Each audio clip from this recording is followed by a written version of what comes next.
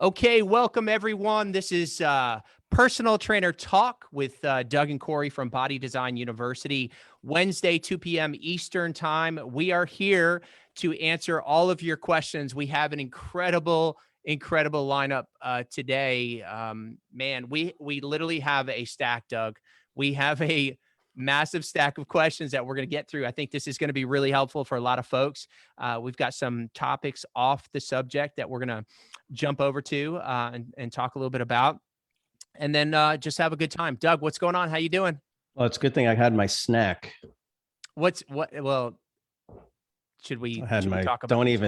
Should we talk about what that snack actually was? Dude, it was an on point protein shake. So I'm just saying. Hey, that actually sounds really good, like a really good idea.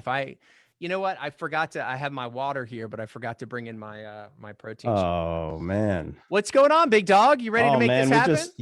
We're just doing our thing. I'm pretty sure I got everything set up now so the storms don't impede my ability to stay connected and yeah, that was wild last week. Hey, we made it work, but so you got this battery backup. So if a storm cloud comes in and shuts you down, you're going to stay live. Is that what I mean, that's what the directions said. So my level of technology here is I got you. Hey, welcome Craig, welcome Timothy, welcome David, welcome guys to Personal Trainer Talk Q&A with Doug and Corey. We've got a great lineup again, and Doug was just telling me how he's really upped his game on the technology.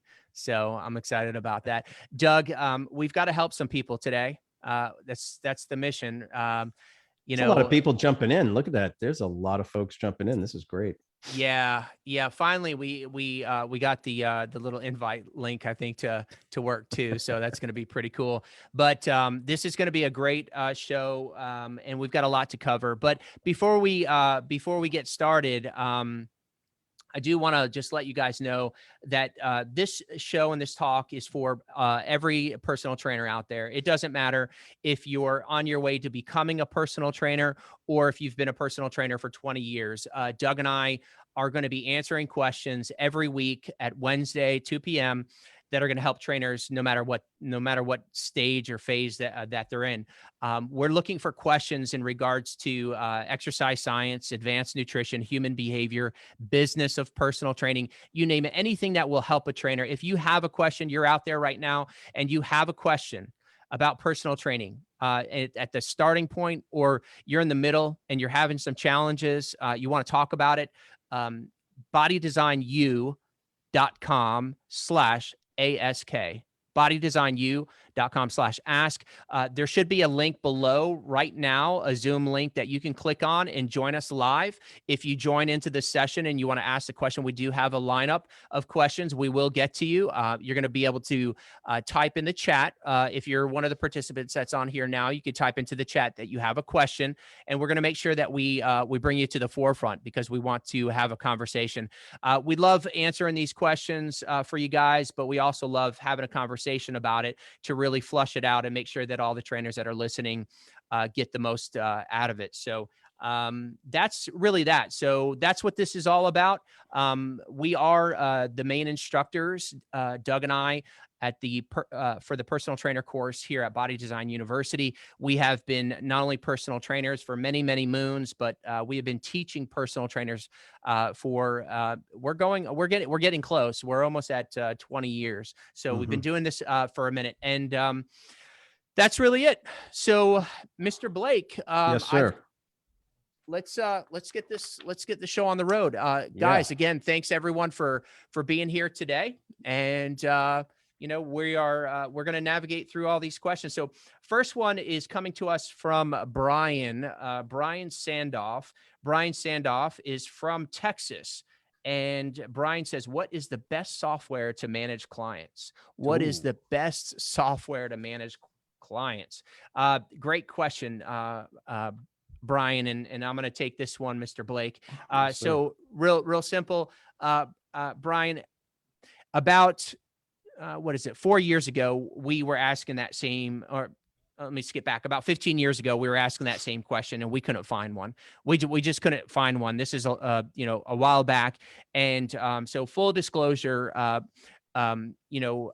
we own and operate a management software for personal trainers. It's literally specifically for personal trainers, and it was built by personal trainers. It's called Body Design Operating Systems. Of course, that's going to be the one that I recommend. You haven't heard me talk about it on the show, but basically at the end of the day, you could check it out, bodydesignos.com. Now, with that said, I would highly recommend that you search all I've heard of. I'm going to throw out names, and I'm not saying that these are good. I'm not saying that they're bad. I'm just saying that I've heard of them. You could do a Google search and just type in like personal trainer software. Again, we do believe that ours is really the best. But because of that, we have an onboarding process and at times a waiting list. But check it out, bodydesignos.com. The other ones, PT Minder, I've heard of, PT Hub, Mind Body. These are some that have just, come to mind. They all seem to have done one thing or the other, Brian. It's like when we were looking, it did this, but it didn't do that. And it did this, but it didn't do that. And it did this, but it didn't do that. And so we finally came to the conclusion that like, we want to build the best. And we actually went into negotiations with Salesforce.com, which is the number one CRM in the world, and asked to use their platform, their developer platform. And so the cool thing about our operating system, it's been built on the Force.com, which is, again, the number one platform out there, but it's been built specifically to help personal trainers. So check it out. I hope that answers your question. Check out ours, and then check out basically do a Google search for personal trainer software. I wish I could give you a hard one outside of ours that I would just say, definitely use this one. This is the one. We are using our own, and we are recommending ours to trainers out there. So, Doug, any other thoughts Good answer. Any other thoughts for Brian out there? No, not on that subject. Okay. All right, cool. Okay. So next one we have here is coming from, who's this? From Daniel. Daniel is Velastegua. I apologize if I chopped that one up, Daniel. But Daniel's from New York, and Daniel's asking, are there personal trainers who specialize a specific training style? For example, personal trainers who train bodybuilding athletes. I really like these questions, Doug. I mean, these, yes, absolutely, Daniel. So Doug, tell them about just give them some examples of some of the specialized trainers out there, like the main trainers that have created a niche and what those niches are. And then I'll add to your feedback there. I mean, the specific ones that we now see more than any is going to be the older, what we would call the older population. So individuals, depends on what number you want to use. You can go 55 and older, for instance, just as a number to throw out. So you can, older population, there are trainers that will work specifically for individuals with chronic diseases. Just as another, for instance, trainers will do very specific with post-rehab, or what's known as corrective exercise training, which again, these are very niche markets. Some of them are more profitable in one sense than another, because it depends on the size, obviously the size of the demographic. So I think the one that really, again, we're talking years ago, it was post-rehab was kind of the thing. As folks came out of physical therapy, the personal trainer could kind of take over from there. But then, of course, the older demographics started to come into play. And so, yeah, I think those are pretty good. What do you got? I mean, look, there's what we're finding today, Daniel, like Doug said, but we're finding it in every market, like every niche. So, for example, trainers that literally train bikini competitors. That's all they train. They don't even train physique. They don't train bodybuilder. They train that specific bikini competitor. You've got trainers that train pageant girls. You've got trainers that train, do boot camps for football players, out of school football players. You've got trainers that literally focus around golf. Like they're doing fitness training, but they're focusing on golf athlete, everything you could think of. And here's what I generally say. when it comes to marketing and building a book of business, if your heart is not like completely sold on one niche, like for example, if you weren't a golfer all your life and your family not lifelong golfers, then just picking a niche to have a niche is not what I recommend. I recommend going after the general population of people that actually hire personal trainers, and that's been established. We know that between 20 and 40 years old, okay, mostly female professionals wanting to lose 20 to 30 pounds.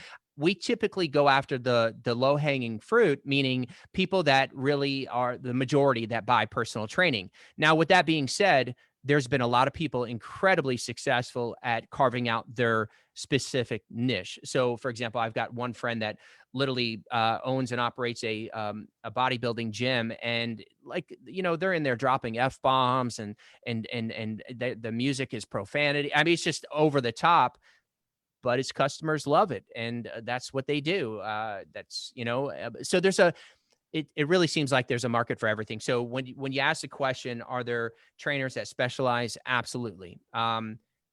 Unless you're 100% behind that and you're willing to dedicate your time and energy to that demographic, you want to go after the general population instead. And that's not being everything to everyone, because when you're going after general population of 20 to 40, mostly female, 20 to 30 pounds of fat loss is the goal. If you go after that primarily, which is the majority of the people that hire personal trainers, you're not going to serve golfers. You're not going to serve pageant people. You're not going to decline people that are like, for example, a guy that comes in and wants to train. You're not specializing like that. You're still going to train different people, somebody that might want to lose 100 pounds or somebody that might want to put on 10 pounds of muscle. But you do want to focus on the main market that you're going after. And because it's really important as you start to market and post things on your Instagram, Facebook, that those messages have got to really communicate properly to the right market. I had a client, and Doug, please share any of these examples that you have. But I had a trainer that wanted to change, the folks that she was working with, and she was constantly posting competitive photos. Well, and then she was constantly getting people that wanted her to prep them for a show, but she didn't want to do that. She loved competing for herself, but she didn't want to help others. And some people love helping others for that, but she didn't. She wanted to help people that wanted to really lose weight. And so we went on her marketing and we said, well, look, if you're posting everything on Instagram that's competitive, well, that's what you're going to attract. So what you put out there is what you attract. And so you want to think about that. So great question, Daniel. Doug, any other? Yeah, I mean, thoughts on the that? other thing to keep in mind, of course, the marketing is what's going to bring the leads and bring them in. But the other thing to always keep in mind with this is your skill set. So anytime you operate outside of the general, apparently healthy population of between 20 to 40 individuals that don't have any apparent illnesses or whatever the case is, you now have to make sure that you are familiar with the demographic you're going to deal with. So if you have an interest in dealing with kids, with juveniles, it takes a different or an increased skill set to deal with those individuals because of the physiological differences. Same thing with older individuals, same thing with people with any type of chronic illnesses, things like that. There are trainers who literally all they do is train individuals that are obese. That's all they do.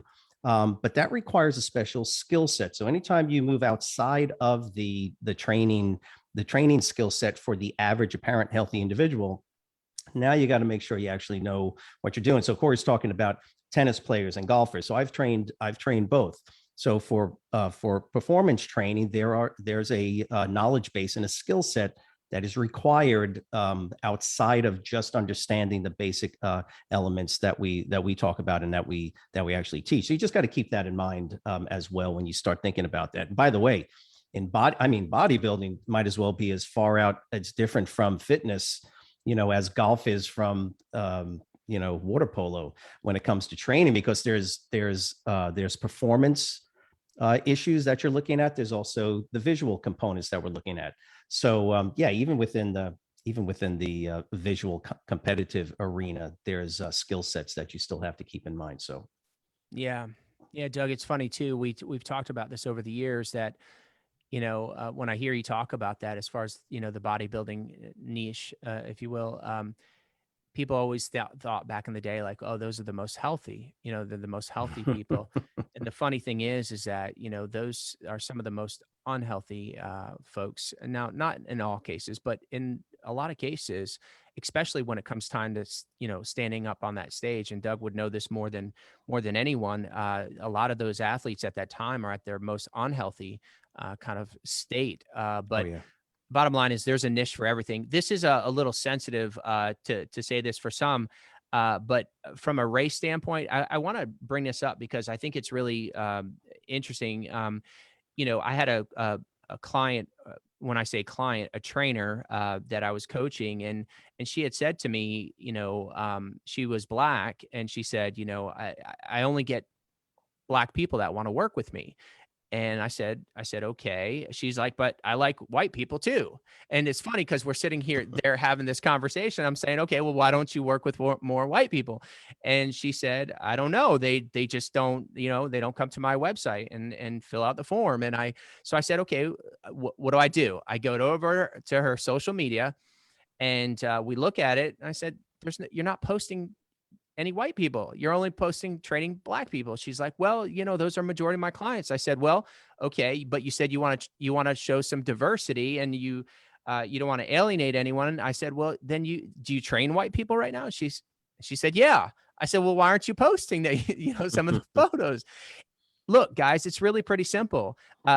When you pick your niche, you should be as diverse as possible. That's really it. And I just had a conversation about this morning. What you put out on your page is what you're going to bring back. And so, if you're only posting certain people, like if you're a female, for example, and you're very comfortable training males and training them to their goals, then you better be posting some photos training guys. If you're only posting females, you're only going to get female clients that want to work with you. Yep. So just keep that in mind. Yep. But that was a great question, Danielle, to kind of Yeah. stir that up. Now I'm going to jump over here. We're going to do this moving forward, I think. But we're going to take a look at this. I have the next question. We're going to kind of walk through some of this on the computer over here. This is from Lucy.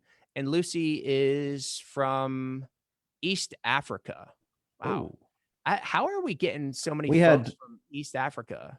we had one gentleman from West Africa, wasn't it? Yeah, this is thank you so much, Lucy. If you're out there watching right now, we appreciate you being a part of this. So this is Lucy from East Africa, Nairobi. Nairobi. What requirements or criteria should a person, a newbie in business, consider when starting a personal training business? Wow. Good one. Good So, Doug, I'll take the first stab at it. So, there's a lot to this question. So the question again is, what requirements or criteria should a person, newbie in business, consider when starting a personal training business? So I don't know if you're part of the groups that we have, but we did a poll just last week that said, hey, what is your initial goal of all the people in the group? Do you want to start a business or do you want to get a job somewhere? And most of them in all the groups selected that they wanted to start a business. And I think your question is really good, and hopefully help some of those people. Now, I'm not going to tell you you want to hear, and probably okay. And this is probably not the most inspirational or motivational response or answer to your question. Take But it easy on it, will you? I'm just gonna keep it real. So basically, if you have Lucy, if you have something, and for everyone listening that's thinking about starting a personal training business and being very successful and like being really and ultimately maybe having your own gym, having your own studio, or having multiple studios, because that's where you would want to go. If not, get a job somewhere, because you want to be in the position that you're going to start a business that one day you could step outside of the business and it still makes money, or that you can sell that business, and that requires building kind of assets and things, right? So with that being said, I'm just going to say that like you've got this, you have to have the fire in your stomach. You've got to have this burning desire in your stomach that will that is not about money, you don't start this business to make money. If you do, you're going to make a big mistake. You've got to have a fire, not only for fitness and not only for and eating healthy and not only for training people, but you've got to have this fire to be really good. You've got to you got to have this fire to like have the best personal training. This is just my belief. And you asked a question, so I'll say, what should you consider? Well, you should consider whether or not you have this. You should really consider whether or not you're willing to go through the pain of starting a business, because that first 6 months is really fun and exciting. And, you hit the ground running and you're just really excited. You got the logo, you get the website, you got some customers. And then after about 6 months in the personal training business, it starts to become very hard, generally speaking, because you're learning a lot of systems, you're making mistakes. It doesn't even matter. Even if you've bought a franchise, you're going to go through the same thing. And so there's this learning curve of skills that you have to develop, whether it be marketing, whether it be leadership, whether it be accounting, whether it be, and people, that have been in the workforce for years struggle with these different things. And it's really funny to see this, but the bottom line is that you've got to ask yourself, do I have that fire to push through all those things? Now, anyone can start a little business and do online training or just do independent training, just one off. Now, to do that, you want to think about liability insurance. You want to think about having your bookkeeping register with your state, all those legality type things. But if I'm thinking more long term, I'm thinking more big picture, and that is, if you want to be successful and have an asset and something that's running and you step away from, just know that probably between that 6 month mark and at least the 3 year mark, a lot of pain, a lot of, sleepless nights, a lot of, challenging times. It's just the reality.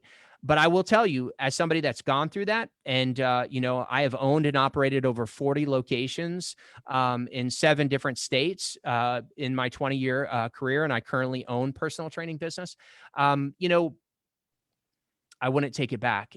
Some of those times that were just, man, I remember very, very difficult. And I don't think they ever completely go away, but they get smaller and smaller and smaller and smaller, and it gets better and better and better and better and better over the years. So, hopefully I didn't take too much time on that, but Doug, that's something that's emotional for me because, Oh yeah. it's when people ask about starting a business, could you imagine putting your entire livelihood, every dollar you've ever earned on the line, losing money at a certain period, having to go into debt because you're trying to figure things out, and being able to weather that storm, Yeah. so Yeah, that skill set is very different than what we see coming out of just the desire from a personal trainer. So yeah, when you give that appropriate warning, it's really the most important thing. So to answer that question, what is it that you need? It's not a tangible item. It's business, and when you're in business, these things are not tangible. And so they need to be thought through, and that doesn't even include your startup costs and your ability to manage through and weather those first 6 months. Do you have enough money? Do you have all of your operational elements in place?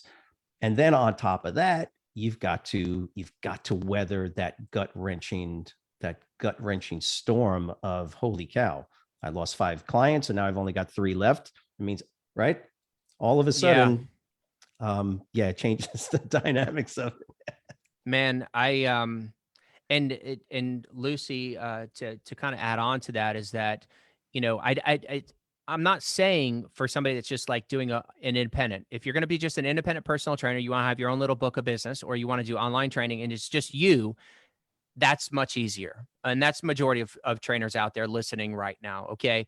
What I'm talking about is actually taking that, because that's where you start no matter where, but taking that and then long-term, like I'm talking about your retirement plan. I'm talking about like, this is your life. Before you go all in and you really think about that, just ask yourself if you have that fire.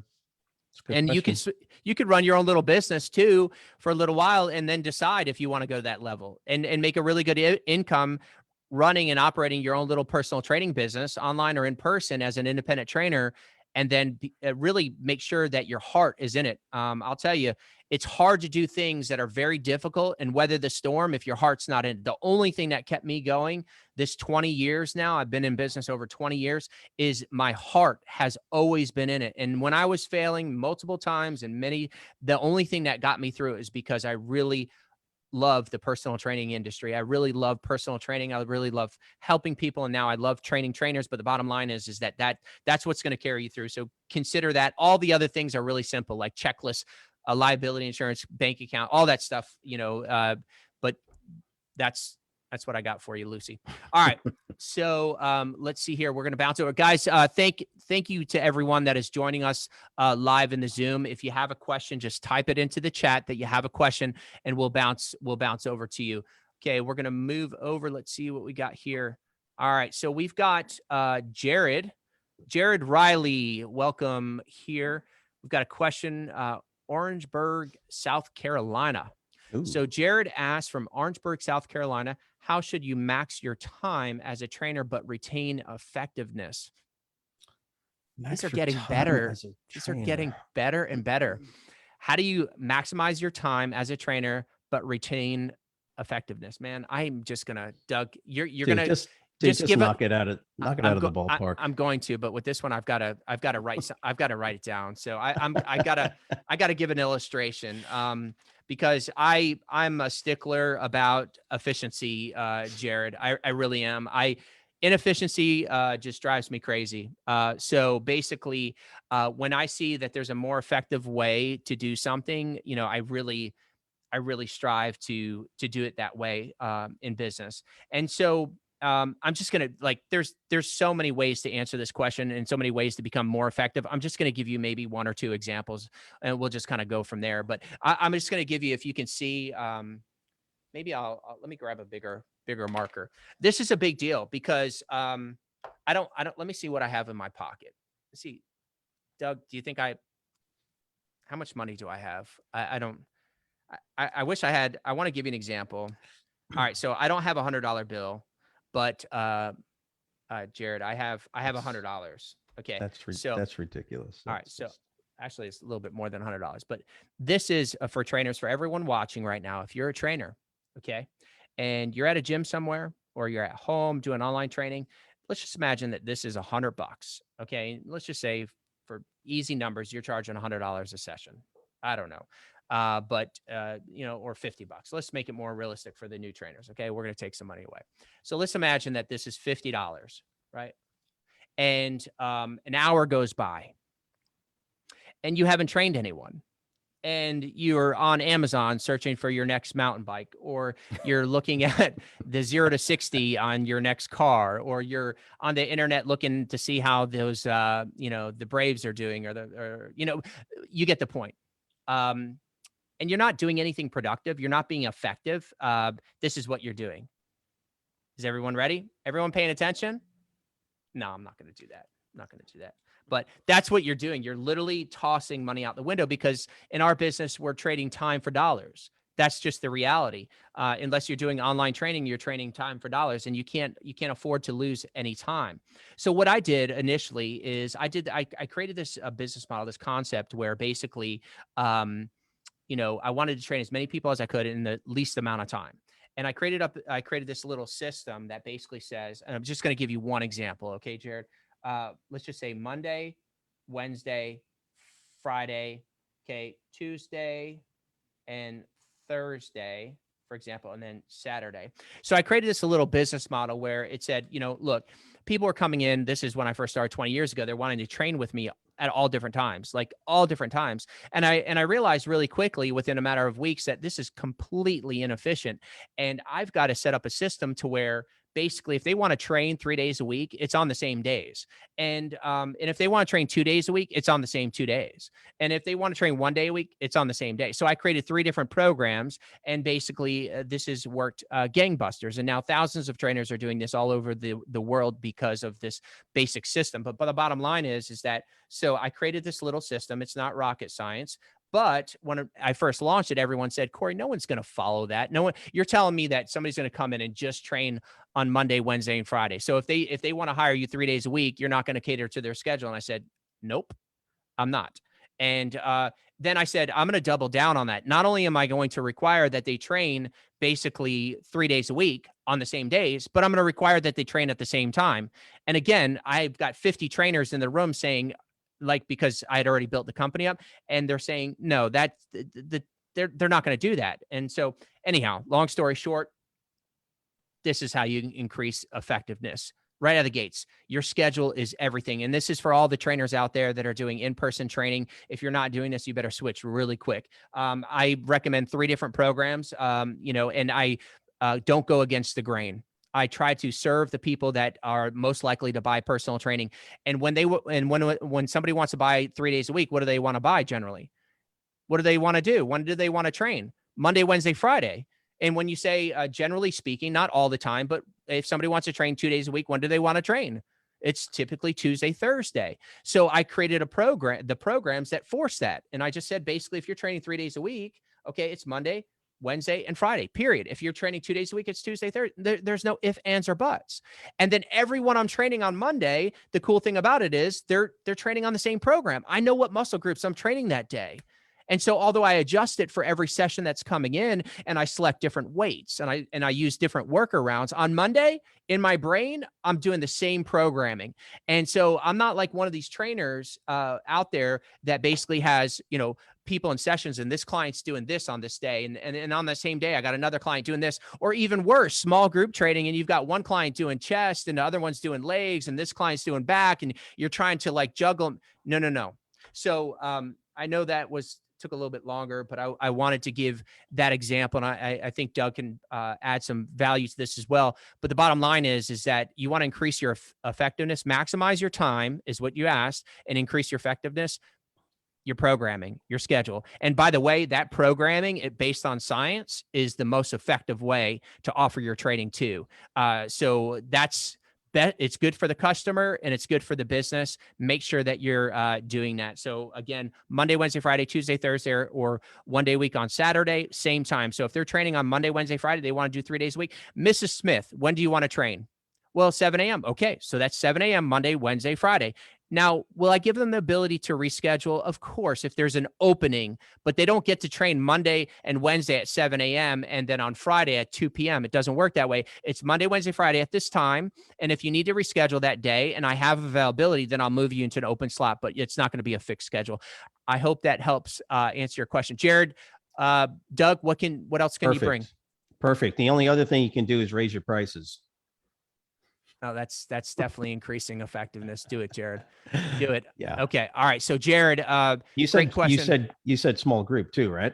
Instead of one person, you train multiple people. I mean, that is the ultimate trade-off at that point. So instead of making $50 an hour with one client, you're making $250 an hour with 5 clients in the same. Yeah. I mean, so that's like a whole nother conversation. And Doug is like, he's like right on point with that because look, there's always going to be a one-on-one personal training market. That's for sure. And it is massive and it's always going to exist. But the small group training is definitely no question where it's at. What I just shared with you applies to both. So whether you're doing one-on-one or small group training, you could apply that change in the schedule and effectiveness to both of those. But if you're not small group training and you want to go to the next level, yeah, there's no question. We can talk about the benefits of that too, but huge one. Okay. Let's see. I'm hoping, Doug, I'm ready for some science. I'm just waiting for it. All right. Fatima, you are next. Fatima, welcome. Fatima from, let's see, Fatima, where are you from? Homestead. Okay. All right. So, it doesn't say the state. So I'm guessing Homestead, Florida. I know there's probably homesteads all over, but it's still there? I mean, did it ever come back after? You mean after Hurricane Andrew? Yeah. It got pounded, didn't it? Now, Fatima, if you are on with us today and you're from Homestead, Florida, welcome. That is actually my old stomping grounds. I grew up in the Florida Keys. So just south of you is where I literally grew up. And we used to have to come through Homestead to get to the airport or get to Cutler Ridge Mall and all those places down there. But and I did go through Hurricane Andrew. So anyhow, let's get to your question. What is she asking here? I love to dance and I don't like to sing, just dance. Okay. Okay, hold on. Fatima, Is there you've a got to, question in there, or- guys, if you're out there, you got to put it in the format of a question. Okay. I love to dance and I don't like to sing, just dance. That's awesome, Fatima. You know what? We would pay money to like see you just send us a video. Let's go live with a little dance. It sounds like you really kind of enjoy that, and we need some. But send us a question. We'll take a look at that. We'll take a look at that one. I think she was just sharing her feelings on that, Mr. Blake. So That's cool. all right, next up, Khalif Forbes. Let's see here. Where are you from? Staten Island, New York. Wow. I want to know how long the course is and what makes it beneficial to align it with NASM. Oh, okay. So this is a question about the Body Design Personal Training course and why it's beneficial and how it aligns with NASM. Doug, go ahead and take the first. Of course, we have two ways to do the courses online, but of course there's the live course. So that's 2 weeks, and there's really nothing like the live course for getting the hands on. So that's the key. That is really the key to what we do is we try to get you prepared for the real world using the science of nutrition and exercise, and of course the business components, and that aligns perfectly with NASM because NASM has the science behind it. They generally rely on schools like ours to fill in their gaps, and their gaps are generally going to be in the business and the nutrition arena, which we then fill in extremely well. So there's a lot of interaction between the materials. Of course, the science is a science. And that's not going to change a whole lot from one organization to the other or from NASM to BDU. So they go a little bit more in depth with some of their science, but we work real well together, particularly with our live course as well. Yeah, I mean, look, that's a great question. Besides the live, which is just they don't offer it, so we do the live training. That's one of the main reasons that we align.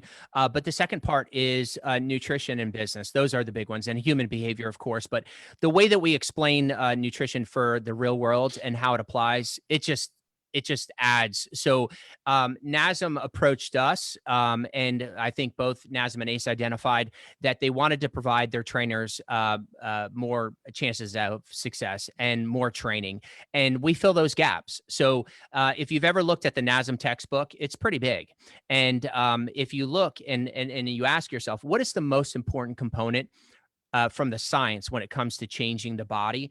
Everyone knows this now. It's nutrition.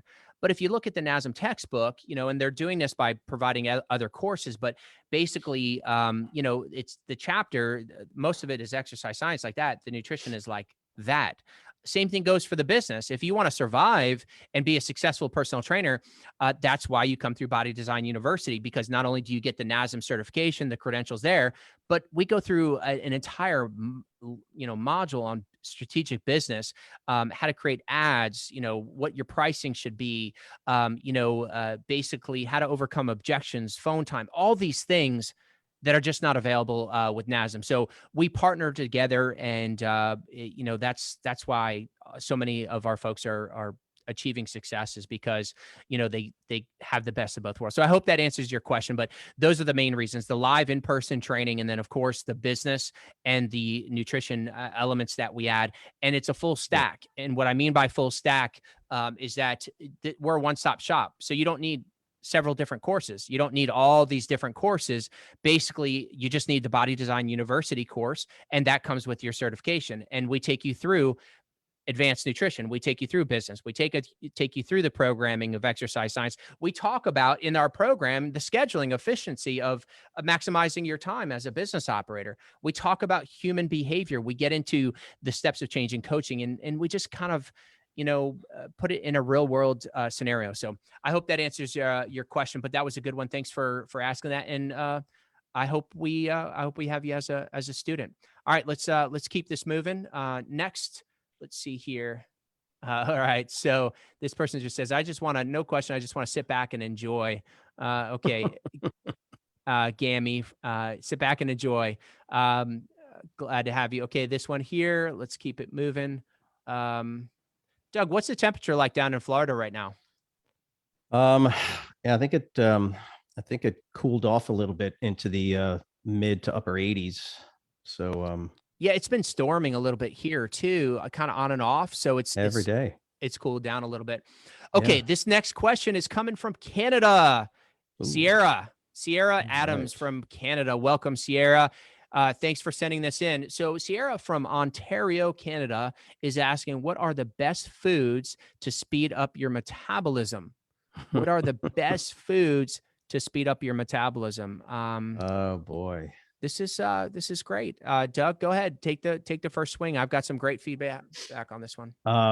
Yeah. Well, of course, the reality is that there really is no specific food that will, quote, speed up your metabolism. The very fact that you put food into your system will increase the thermogenic effect of the food. The food itself will automatically enhance metabolic rate. Just that you got to understand something about human metabolism. It's a moving target. Your quote metabolic rate is not a static number. It's a moving target. It's constantly going up and down throughout the day. It's based on normally your hypothalamus. So that's what's governing your metabolism. So eating grapefruit, for instance, remember the grapefruit diet? Oh man. Remember that?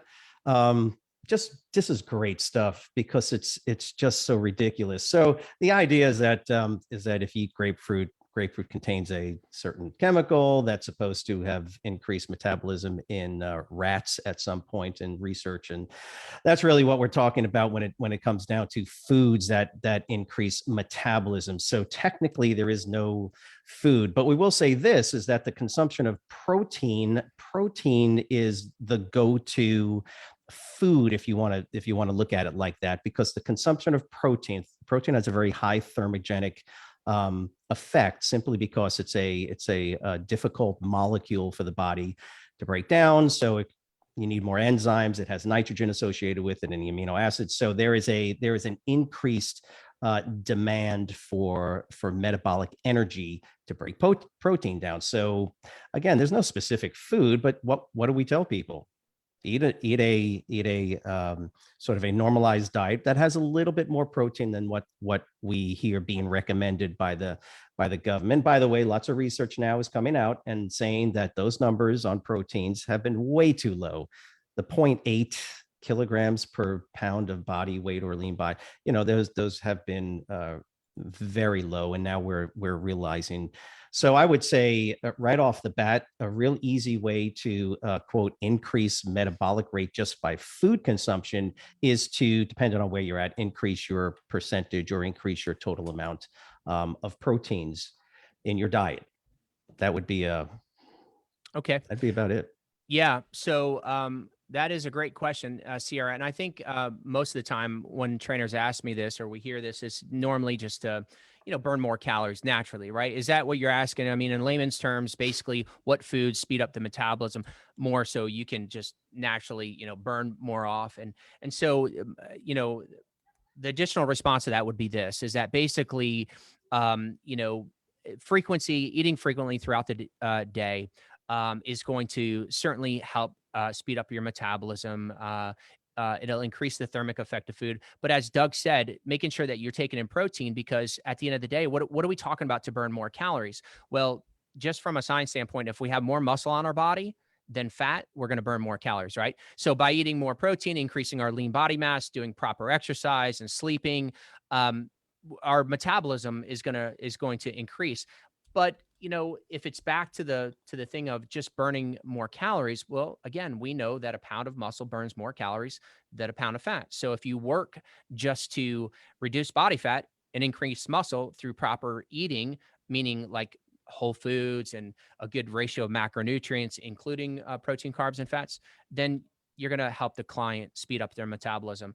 The other thing is, I think really important, Doug, and we don't get asked this that often, but helping trainers understand that when they're doing cardio and trying to like burn calories, we see a lot of this where they try to burn 1,000 calories in a workout, and it's just silly. It's just silly training at these levels to try to get the most. Whereas if you focus that energy and time and proper resistance training, not only are you burning calories, during that workout, but you're burning calories the next day. And as you increase your lean body mass, your entire caloric expenditure throughout. So it's just a better investment. Now, I'm not saying you don't do both. You do both, but we see a lot of people just trying to beat the food intake. But the question cardio. is, the question normally is framed in such a way to where we have to kind of separate it between what are known as acute metabolic changes and then chronic metabolic changes over time. So acutely, I can consume caffeine. And if I consume caffeine, it will provide an acute metabolic change, right? It'll affect my adrenal glands. It will affect my endocrine system. So my metabolic rate, my rate at which I burn or utilize calories, will go up, and it will go up in what's known as an acute fashion. So it will go up for 10 minutes, 15 minutes, maybe whatever the dosage of caffeine is. So using caffeine will, quote, raise your metabolic rate. But of course, this is where the problem comes in, is because we're not so much interested in acute modifications to metabolism. We're interested in chronic or long-term changes where metabolic rate slowly increases over time so that the body is now utilizing more calories at rest. And just keep in mind that the vast 65-70% of caloric burn comes from what's known as your BMR or your RMR, resting metabolic rate, whichever one they're using. So just you sitting there doing nothing accounts for roughly 65. The fact that you're 70%, the fact that you're 98.6 degrees has at its root a very high caloric burn. So we're not interested in getting a 15-minute elevation or 30. And this is one of the reasons why we don't recommend pre-workout supplements, right? So one of the reasons. But the idea is that you can create acute changes. Of course you can. And that's going to come from some sort of chemical, either in a food or chemical that you take as a supplement, but it will only provide acute. Remember ephedrine, Corey? We used to use ephedrine hydrochloride. Very effective. Now it's banned substance at this point. You can't sell ephedrine hydrochloride in the 25 milligram tabs that they used to sell it. But will it provide it's a beta agonist, so it's going to affect those receptor sites that are going to increase overall metabolic rate. So can you do it? Yeah. Should you do it? Yeah, so that really gets back to the main answer is that in all my time, Sierra, training clients, I've never worked to try to increase their metabolism through just the food. So it's just a combination of eating healthy, proper exercise, proper sleep, and you're going to increase their metabolism. So I hope that helps. Thanks for being a part of this. Okay, our next question is coming in from Catherine Charles. Catherine Charles, where are you from, Catherine? Catherine Charles from Tennessee. Would like to know more as far as specific topics that will be covered for fitness, nutrition, and business during the 2-week live course. Okay, so here's a question about the 2-week live course. Catherine, we cover so much. Honestly, that's a great question. I promise you this, you will be happy with coming to the 2-week live course. If you go and look at any of the reviews of any of our students over these years, they generally get a lot more than what they expect.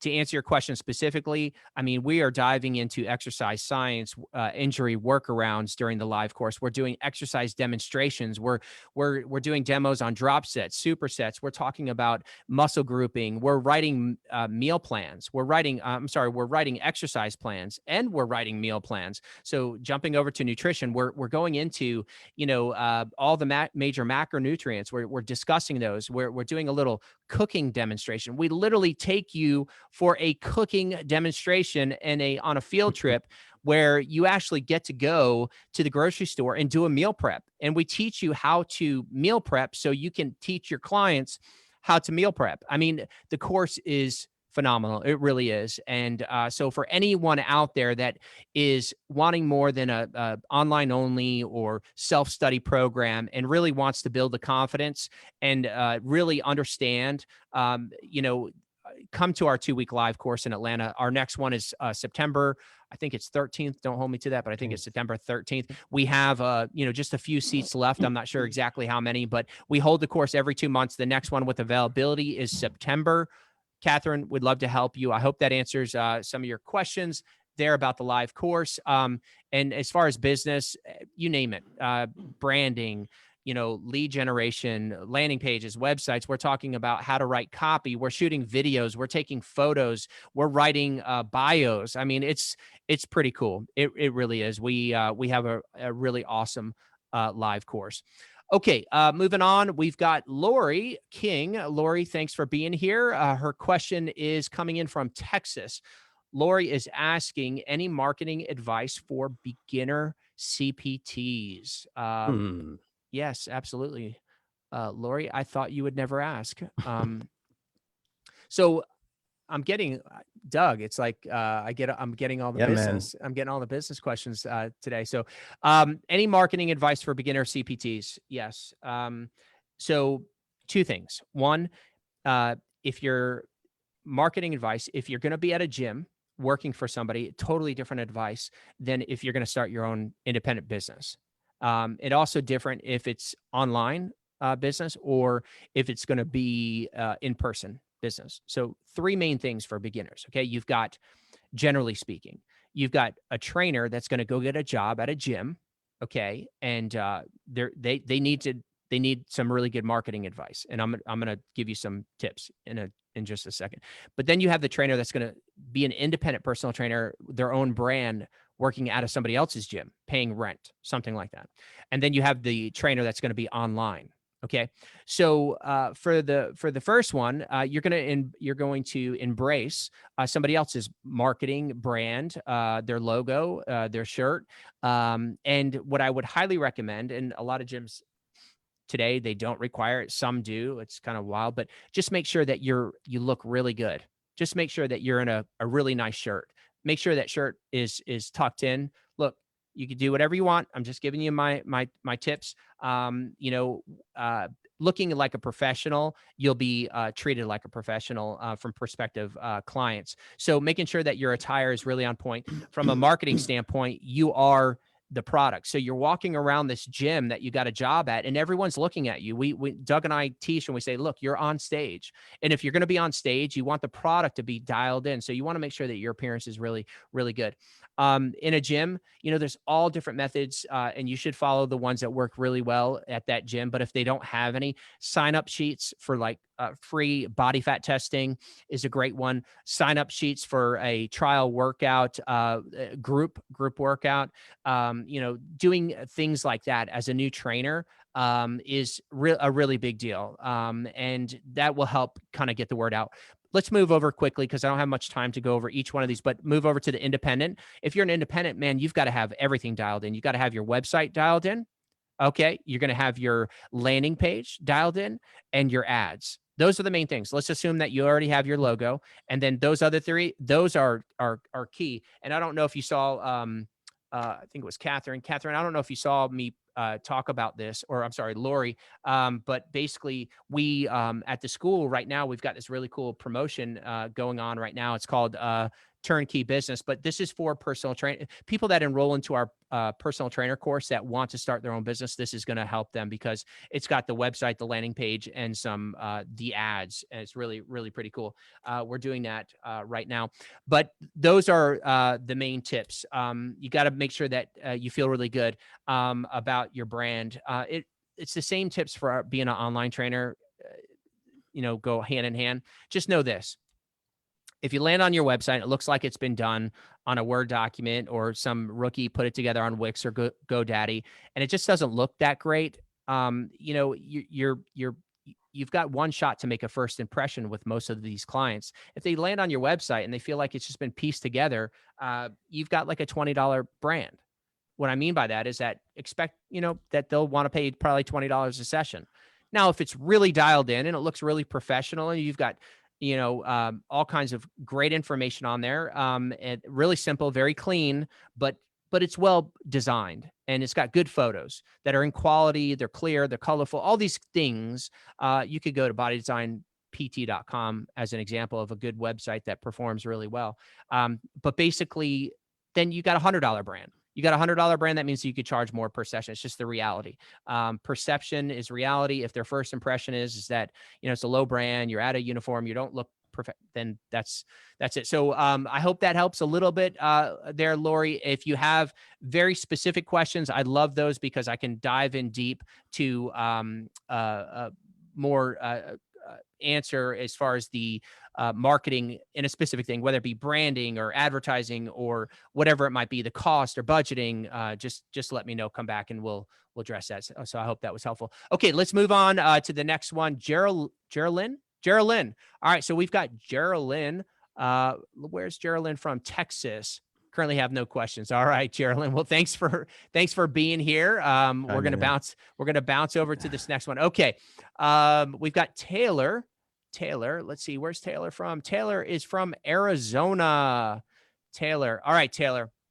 Thanks for being here. Taylor is asking, do you see any contradictions for being a licensed therapist and a personal trainer? Oh, that's great. As in licensed physical therapist? Correct. Yeah. So Taylor is asking from Arizona, do you see any contradictions for being a licensed therapist? Well, I guess you're right, Doug. They're not saying, I don't know if it's girl or guy, but Taylor's not saying whether it's physical or if it's like any other. Well, a licensed physical occupational speech doesn't. Yeah. So if the question is being a therapist and then moving into the PT. Well, here's the thing is that we don't know. Do you see any contradictions for being a licensed therapist and a PT? What type of therapist? We're going to assume for this question, physical therapist, I'm guessing. This could be a counselor. This could be a licensed mental health therapist. I'm not really sure, but Doug, can you, let's just assume it's either one. Any contradictions there? If it's a physical or an occupational therapist, even a speech therapist to a certain extent, they go through some pretty extensive schooling as well. There's no contradiction as far as I can tell. If she's speaking within the context of exercise usage or training, no. I mean, of course, they're very different ways of dealing with the human body. But no, I don't see necessarily any contradiction unless I'm misreading the question. Yeah. I don't either. And listen, the thing is I've known some really good physical therapists that very good personal trainers. Yeah, really good. But just know this, okay? Every human only has so much bandwidth. It's just the reality. And so to be really good at one thing, usually is difficult enough. To be really good at two things, that's like, somebody that's willing to work like a lot of hours. So I don't see any contradictions, but from a business standpoint, I don't see really that much efficiency, meaning like, I know we've had a lot of licensed therapists, physical therapists that have come through, want to offer fitness training. Now, if they're going to hire somebody to do that, but if you yourself are going to provide both of those services, they're totally different. They're totally different mind spaces. They're totally different business models. They're totally different fees. They're totally different in just so many ways. Whether you're saying physical therapist, occupational, or mental health therapist, they're just totally different.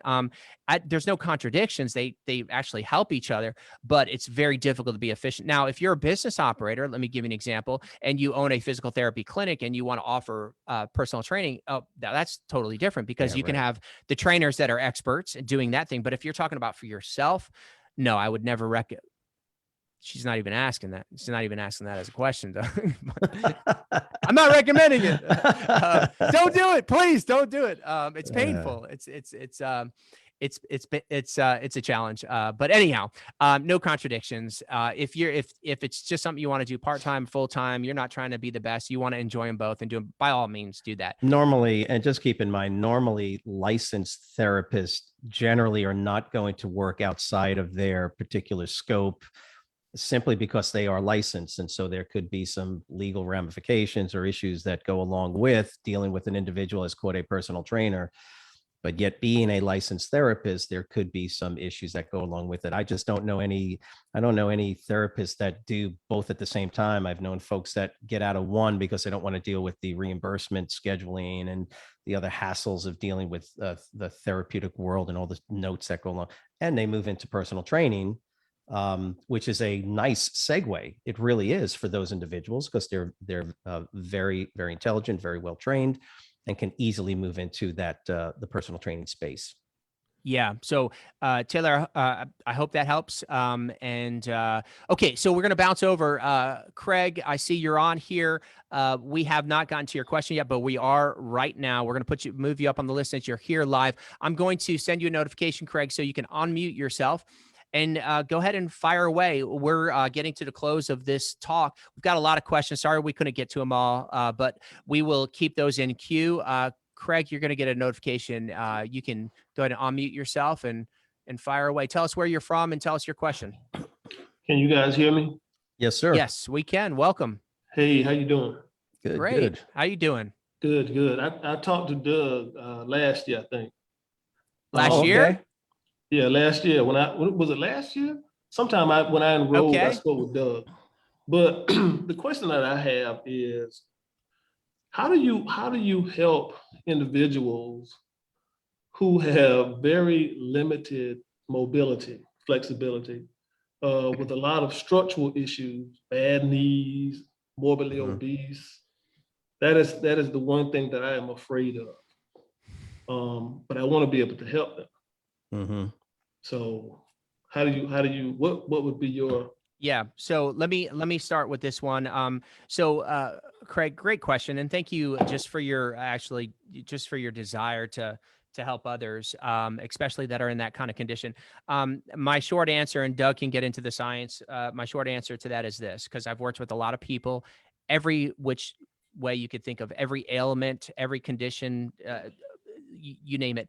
And real simply put, you just kind of meet them where they're at. I mean, that's all I can say is like, you meet them where they're at. And what I mean by that is that, like, I had this, I use this as an example often because she just made a profound impact on me. But I had this client, her family had hired me. She just went through a stroke. She was 76 years old. And they hired me, and I went to her house and I trained her. And literally what we did is, she was, I think, about 6 weeks post the stroke. And she's trying to regain her mobility. And literally all I did is I literally held her hand. We stepped up on a BOSU trainer and stepped down. This was the first part of the entire workout. And so I say that to say, like, you do whatever that they can do. Now, again, Doug will share with you, you got to get a release of, from the doctor and make sure, that you're doing everything safe and all that. That's top priority, but you can always almost do something with someone. And so you just meet them where they're at. And a lot of times you just being there and providing the encouragement and the support and just helping them do something is going to really make them feel better. It's going to make them start to make improvements, and you just kind of meet them where they're at. And so you work around those injuries, you work around those conditions, you work around those knees, you work around those shoulders. You just take it nice and easy. Doug, what can you add to that? Yeah, I mean, Craig, I've trained so many individuals with issues and problems, especially orthopedic related, aside from all the other chronic issues that folks deal with. The way I always thought of it, because my training is in biomechanics, so I always think mechanically. I always think, I look at the body and I ask some basic questions. Number one is this orthopedic? Is it something structural? And then I think mechanically. And what I've learned over the years of training lots of folks like this is that you can basically help just about anybody. I mean, I've seen some really, really bizarre type of injuries. I mean, I trained a woman in her mid 70s who had she had a knee, but it wasn't replaced. So they basically at that time they didn't put a full replacement in, but they removed her patella, they removed the kneecap, they did some structural work, and it just totally limited her range of motion. But once she was done with her physical therapy, there's no reimbursement elements, can't pay for it. She came in and said, I want to exercise and I want to train. Well, she can't do squats. So how do you train her quads? How do you, right? So I'm thinking mechanically. And so the reality is that if you know your anatomy and your phys and some biomechanics, you know that in this case, I'll just give you just in this case, the rectus femoris is a 2-jointed muscle, right? So it's one of the 4 quad muscles, but it doesn't just work over the knee. It also works over the hips. So you already know that because you've taken a course, right? So you know it's a 2-jointed muscle. So instead of doing knee extension to strengthen through concentric and eccentric contractions, all 4 quads, what did I do?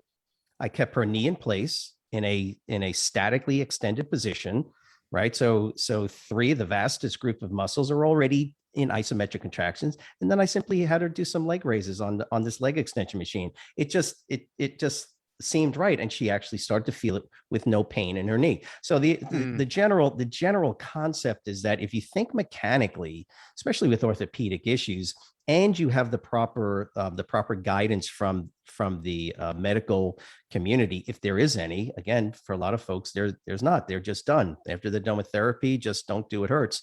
If you can think a little bit mechanically about the musculoskeletal system, if that is the case, then that's what you'd be thinking about. Even obese individuals, this just takes a little bit of thinking.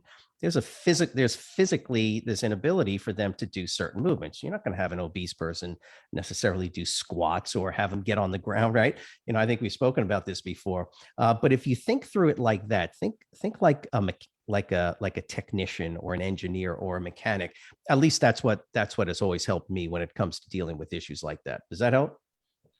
Can you hear me still?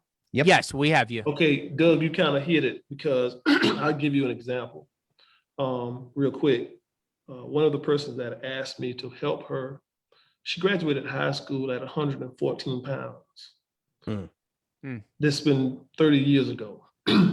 She's now 300 pounds. And she's diabetic, high blood pressure,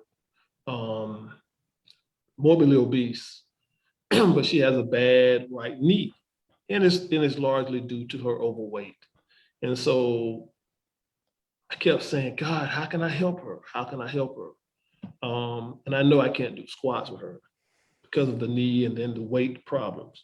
So I just kept wondering several times. I actually thought about not just stop doing this because I was running into a lot of people with those issues. I said, no, I'm gonna reach out here and see if I can get an answer.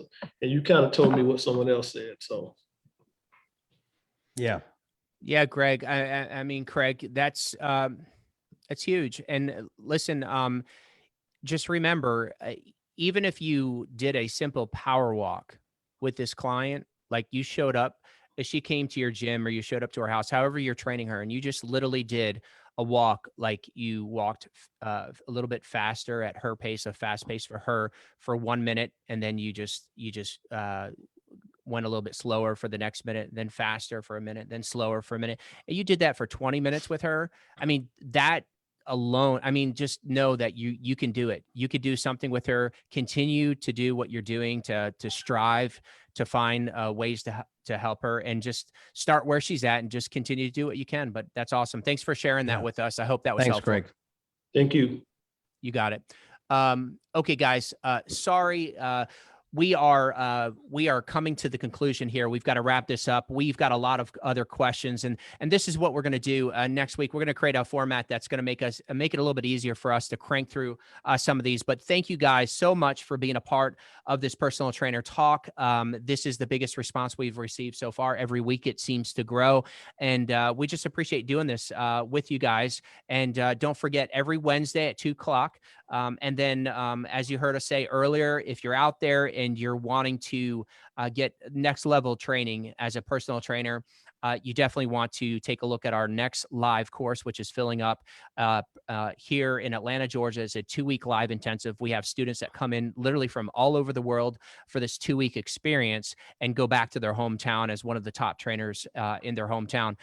There's Airbnbs that are set up. We provide a free shuttle, basically, that we pick you up from the airport. We make it very convenient and affordable for you to come in here and work along 20 other trainers that are trying to achieve the same thing. The community that is built and the experience is like no other. So we ask that you take a look at that if that's something that you're interested in. But again, thank you so much, Doug. Anything else you want to leave them with? No, I think that I think Craig gave a nice ending to today's show. Yeah, that was yeah, nice, and Craig. and we're seeing so much more of that, and so I appreciate Craig giving us that question. That was good. Guys, that's it. We're checking out from here. Doug and Corey, Personal Trainer Talk Body Design University. Thank you again this week. We will see you next Wednesday. Take care. See you.